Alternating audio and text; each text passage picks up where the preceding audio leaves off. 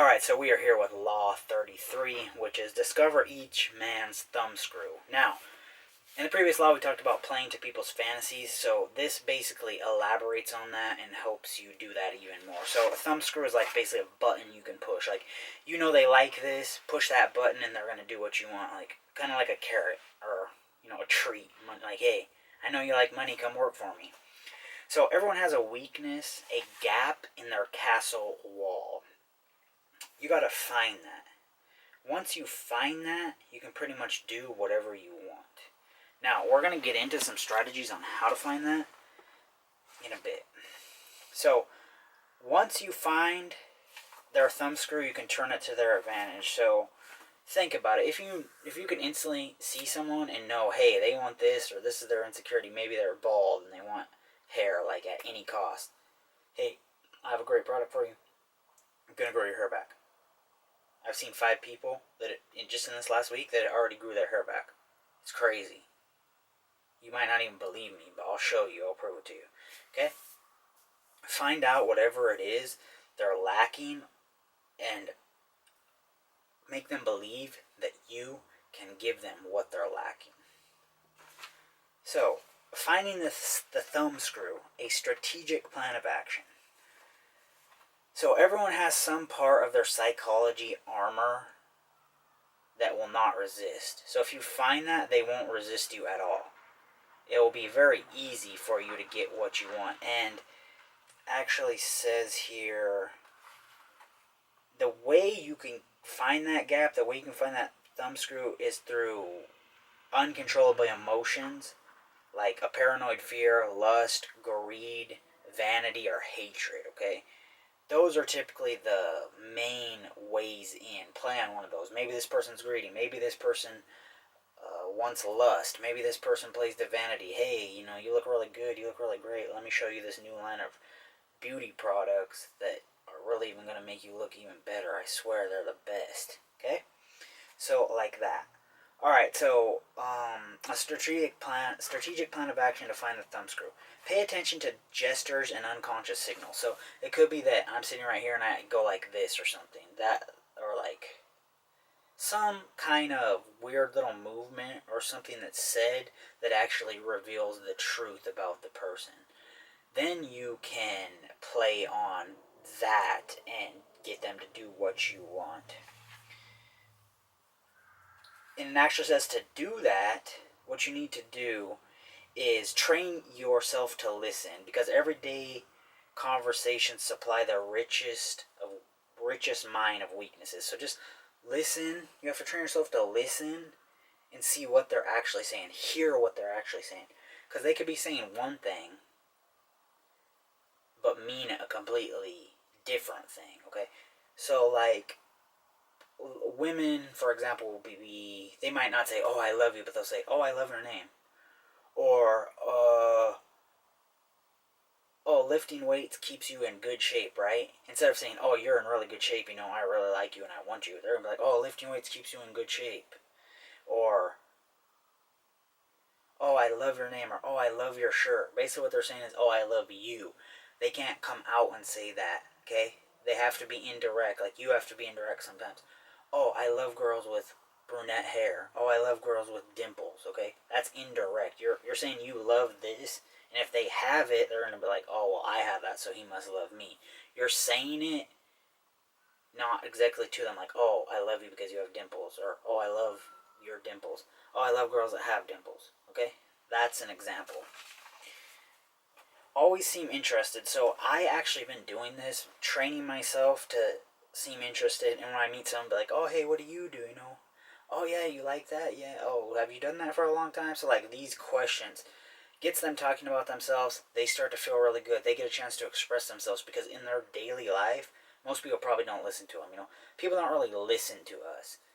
When we find someone that listens good and is like, oh, yeah, okay, yeah, oh, yeah, I understand. Do you like that? Or it's like, oh, okay. And this is kind of how you do it. You'll be listening to them like, oh, yeah, I heard that. Oh, wow, yeah, uh-huh, oh, yeah. Yeah, that's great. Did you do that before? Like, oh, okay, yeah. Yeah, oh. So it's like that. I can teach you that. That's the art of just like listening and engaging with someone. It's something.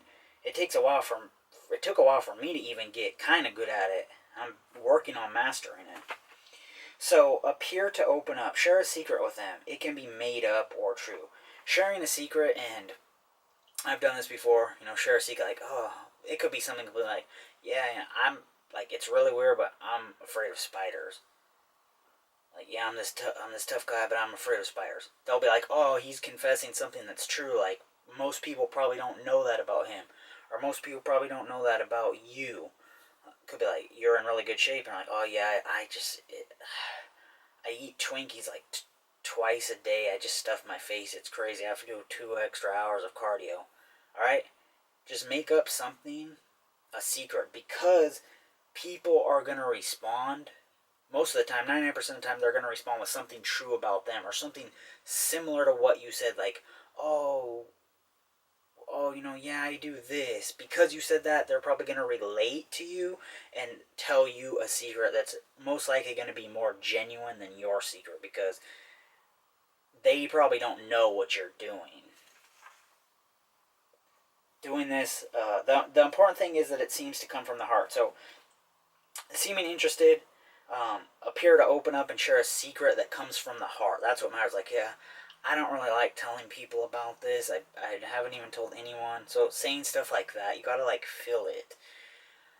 And if I could describe how it is, it's like there's tension and almost like I'm gonna get caught. Like, yeah, I don't really like to tell anyone about this. Like, you press your hands kind of together and be like you're looking around. You're kind of worried. It worries you to the core. That's how you act it out. That's how you come across as being very genuine. Okay, so knowing about a childhood need gives you power. So we talked about playing to the fantasy, the insecurity, the greed, the lust, maybe a paranoid fear. Most of those things come from childhood. Maybe they lacked a parent. Maybe they never got to go out. Those things tend to stay with us when we get older. So if you can find those that are very deep rooted, then you can do whatever you need to do to fulfill. Like, maybe they didn't have a parent. You fulfill what they lacked. Maybe they didn't have a father. Maybe they didn't have a mother, so they didn't have guidance, or they didn't never have someone tell them what to do. Play to that, give them that, and they'll be addicted to you. They will love you. So we already talked about what I wrote down here is playing to the paranoid fears, the lust, the greed, the vanity, the hatred, all those things. With your goal being to supply their fantasies, just like we talked in the previous law, play to their fantasies and find the thumbscrew. These things go together.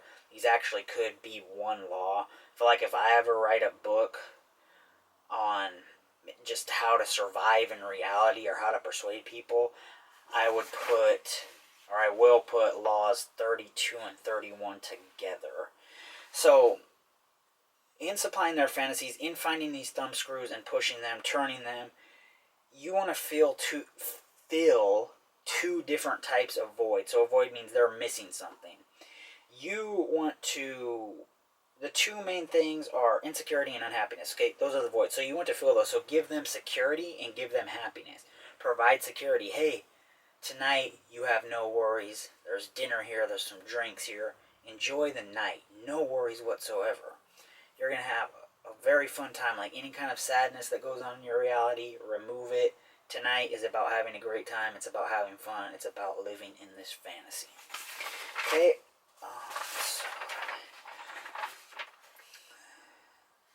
The need to feel important is the best kind of weakness to exploit. So people want to feel important.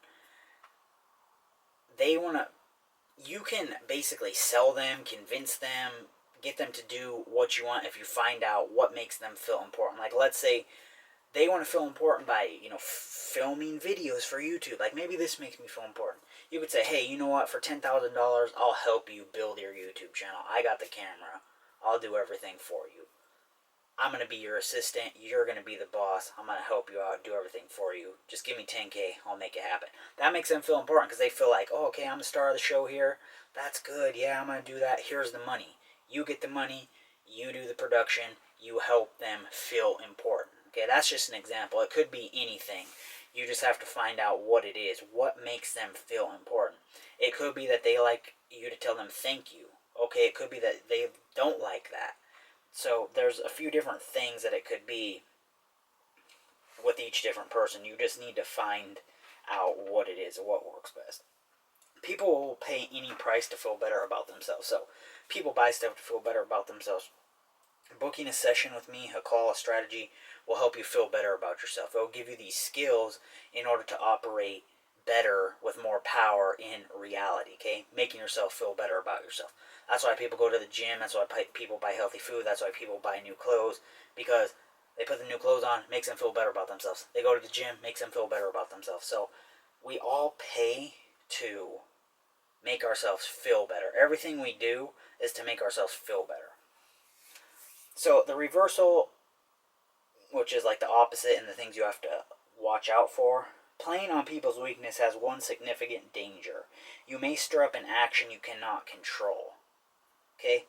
That's pretty simple, plain and simple. Just be careful when you're doing this. If you